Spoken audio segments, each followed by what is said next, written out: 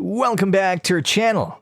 Today we are here to talk about the Bored Ape Yacht Club Beginner's Guide. But before we get started, subscribe to our channel to never miss a crypto update.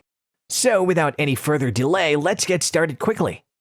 Before knowing about Bored Ape Yacht Club Beginner's Guide, imagine an idyllic yacht club where thousands of cartoon apes mix to discuss the latest science fiction you've read and share tips for collecting cryptart. This is the latest world magically created by the combination of wishful thinking, the invisible hand of Adam Smith, and crypto tokens. Welcome to the Bored Ape Yacht Club. Bored Ape Yacht Club is the latest Bored Ape NFT project that is beginning to gain attention in the new NFT project and crypto world.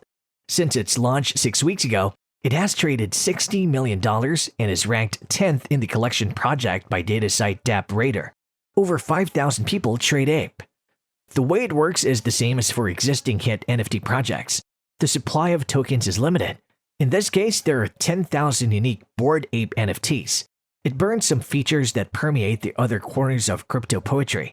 For example, Bored Ape NFT owners have access to special features such as the digital graffiti wall called the bathroom. This concept of token gate access is highlighted in so-called social or personal token projects where members maintain a certain token balance to access a special Discord server or Telegram chat group. Apes also come with some potentially radical changes. For example, ape owners can also use the intellectual property associated with tokens to do whatever they want. This means that you can use the art linked to your tokens to create t-shirts and other merchandise, and no one will sue them. The success of apes and other token projects like that raises the question, is it possible for a real community to form around speculative financial assets? After all, NFTs are tokens that are bought and sold on the open market.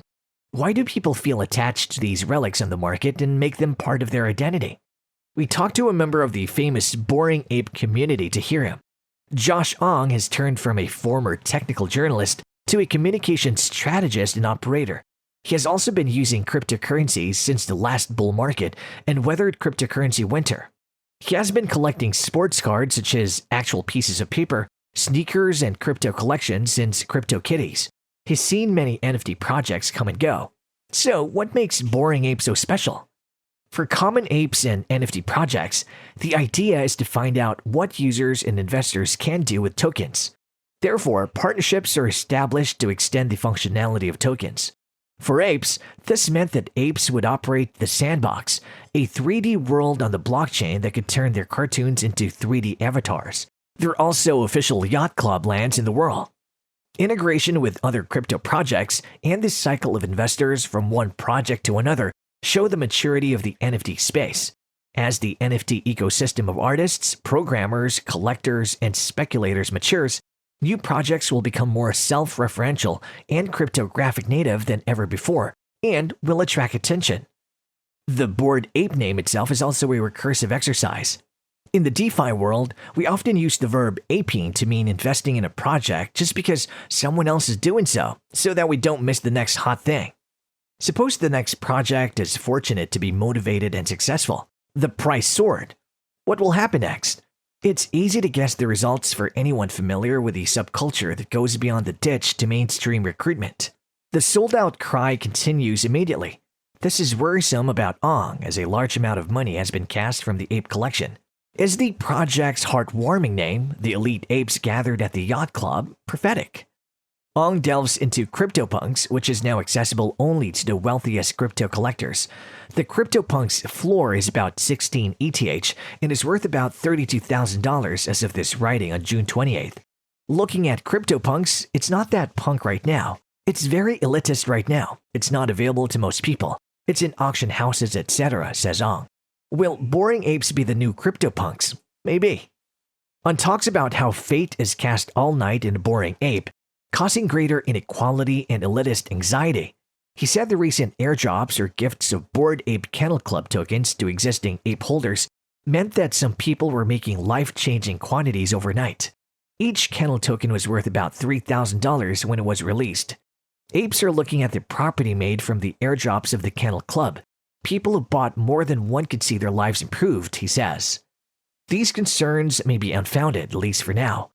asset effects and associated inequality could evaporate naturally as Ether prices halved from May's peak of just over $4,000. How does the token community stay together during the bear market? On reflects the theory proposed by economist Carlota Perez in her original book, The Technological Revolution and Financial Capital. Financial speculation is often associated with and enables innovation. Often, ups and downs help distinguish between rent-seeking and creators, says On. As prices go up and down, the community will continue to strengthen or be swept away by the wave of the market. In this regard, Bored Apes and NFTs, whether baseball cards or rare bottles of wine, are no different from other types of collectibles. With more and more space for once rare listed stocks increase, the asset-to-collection mapping and the investor-to-fan mapping blur the line between finance and fun. As Ong sees communities are valuable to everyone, it's an interesting equation. What does it mean to find your close friends with ridiculous things like cartoon avatars? So that's all for today's video. Thanks for watching the video. If you enjoyed it, make sure you hit like and subscribe to our channel. Let us know your thoughts in the comment section.